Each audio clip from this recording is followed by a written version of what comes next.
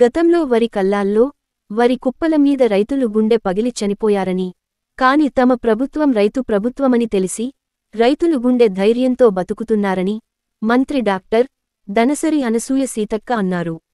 గత ఏడాదితో పోలిస్తే 4 లక్షల మెట్రిక్ టన్నుల ధాన్యం అదనంగా కొనుగోలు చేసిందని, గతంలోలా ప్రతి క్వింటాకు 7 నుంచి 10 కేజీల తరుగు పేరుతో దోపిడీ చేసే మిల్లర్లపై ప్రభుత్వం ఉక్కుపాదం మోపిందని, గతంలో రైతులు అమ్ముకున్న పంట డబ్బులు ఖాతాల్లోకి రావడానికి 45 రోజులు పెట్టేది, కాని ఇప్పుడు 5 రోజుల్లోనే రైతుల ఖాతాల్లో పడుతున్నాయని, రేషన్ దుకాణాల్లో కూడా సన్న బియ్యం పంపిణీ చేయాలని ప్రభుత్వం లక్ష్యాన్ని పెట్టుకుందని, ఇతర రాష్ట్రాల నుంచి సన్న బియ్యాన్ని దిగుమతి చేసుకోవాల్సిన పరిస్థితి మారాలని, మనం దొడ్డు వడ్లు అమ్ముకునుడేంది, సన్న వడ్లు కొనుక్కునుడేందని, మనమే సన్న వడ్లను ఉత్పత్తి చేసుకునేందుకు ఈ బోనస్ పథకాన్ని ప్రవేశపెట్టామని, భవిష్యత్తులో దొడ్డు వడ్లకు కూడా ఈ స్కీము వర్తింపచేస్తామన్నారు.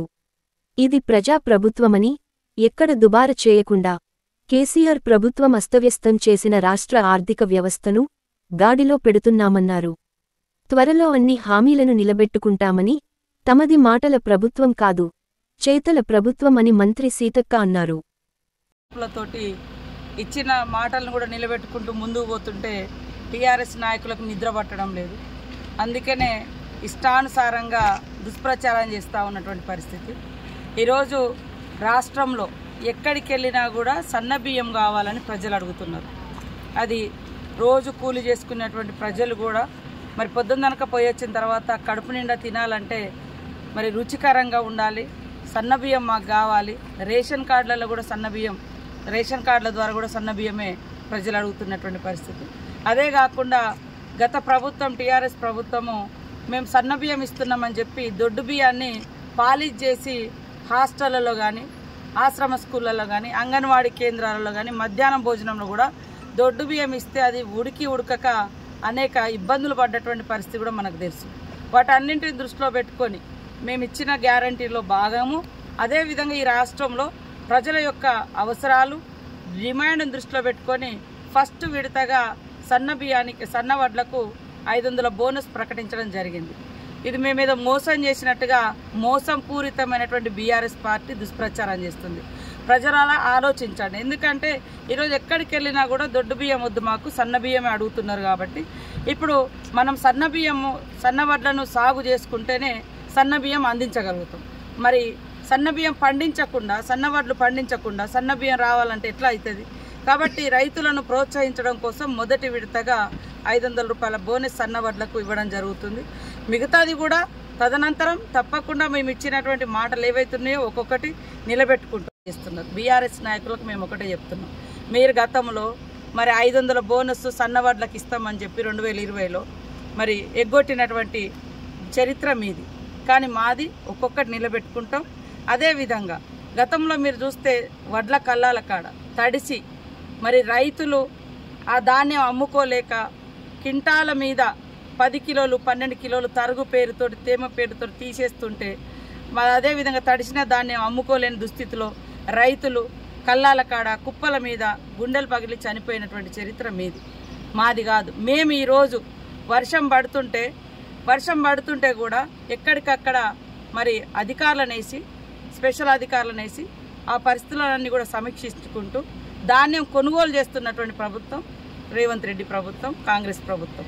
అదే కాకుండా ఇవాళ వడ్లు కొన్న వెంటనే 3 నుంచి 5 రోజులలో వాళ్ళ యొక్క డబ్బులు కూడా వాళ్ళ అకౌంట్లలో జమ చేస్తున్నారు.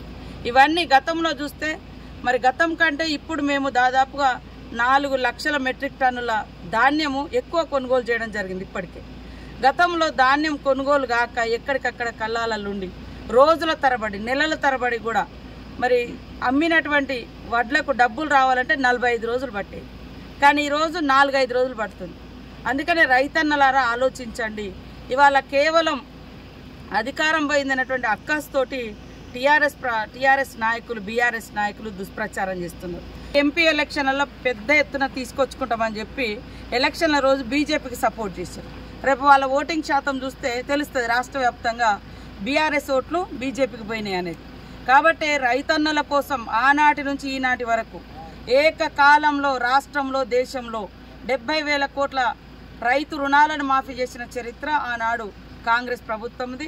రాష్ట్రంలో వైఎస్ఆర్ గారు ఉన్నప్పుడు సోనియమ్మ గారి ఆదేశం మేరకు రేపు కూడా మరి ఆగస్టు 15వ తారీఖు వరకు రాష్ట్రంలో ఉన్నటువంటి రైతుల యొక్క రుణాలు మాఫీ చేసేందుకు ఆర్థిక వ్యవస్థ చిన్నాభిన్నమైనా కూడా మరి అన్ని అవసరాలను ప్రజల యొక్క అవస్థలను దృష్టిలో పెట్టుకొని మరి ఒక క్రమశిక్షణ కలిగినటువంటి విధంగా కాంగ్రెస్ ప్రభుత్వం పరిపాలిస్తుంటే తట్టుకోలేకపోతున్నారు.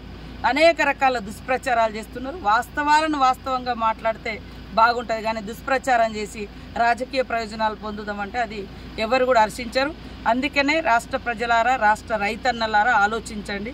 ఇవాళ 500 బోనస్ సన్నవడ్ల రైతులకు ఇవ్వడం మూలంగా రాష్ట్రంలో సన్నవడ్ల ఉత్పత్తి పెరిగి ప్రతి ఇంట్లలో పేదవాళ్ళు కానీ, అదేవిధంగా అంగన్వాడీ సెంటర్స్లో కానీ, హాస్టళ్లలో కానీ, మధ్యాహ్న భోజనం కానీ, రేషన్ కార్డుల ద్వారా కానీ అందరికీ సన్న బియ్యం అందించడం కోసం ప్రప్రథమంగా ఈ బోనస్ను సన్నవడ్లు పండించినటువంటి వాళ్లకు మరి ఒక ప్రోత్సాహకంగా ఉండాలని, వాళ్ళ యొక్క కష్టానికి తగిన ఫలితం కూడా ఉండాలని మేము ఇచ్చిన గ్యారంటీలలో కూడా ఇది కూడా ఒక భాగం. కాబట్టి అవన్నీ దృష్టిలో పెట్టుకొని ప్రజల డిమాండ్ను, ప్రజల అవసరాలను దృష్టిలో పెట్టుకొని చేయడం జరుగుతుంది. కాబట్టి రైతన్నలు ఖచ్చితంగా ఆలోచిస్తారని మేము ఆశిస్తూ ఉన్నాము. దీని మీద జరుగుతున్నటువంటి దుష్ప్రచారం కూడా ఎవరు నమ్మద్దు. తప్పకుండా ప్రతి గింజ మేము కొంటాం. అదేవిధంగా సకాలంలో మీ డబ్బులు మీ అకౌంట్లోకి వస్తాయని తెలియజేస్తాము.